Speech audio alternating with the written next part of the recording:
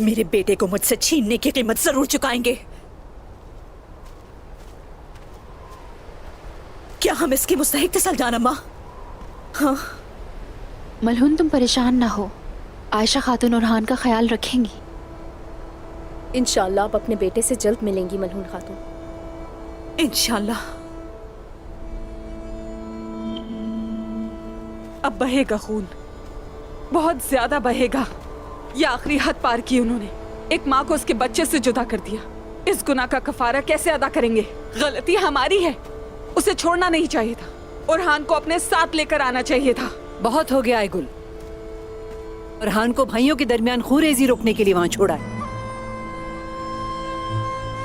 ओरहान अपने कबीले में है, दुश्मनों के हाथों में नहीं। और क्या तुम लोग वजीर की नीयत को बिल्कुल नहीं समझते? वो हमें बागी और खुद को दुरुस्त साबित करना चाहता था, लेकिन वो ऐसा ना कर सका। अगर खूरेजी होती तो लोगों की नजरों में हम मुजरिम होते।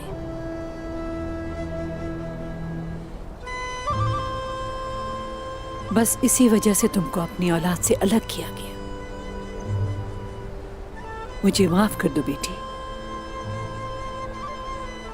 अगर उस वक्त तलवारें चल जाती तो हम एक गुमनाम रास्ते पर चल पड़ते। शर्मिंदा ना कीजिए, आपने बिल्कुल सही फैसला किया है। माँ की मोहब्बत ही कुछ ऐसी है मलहून खातून, और अपने बच्चे से अलग होना एक और बात है।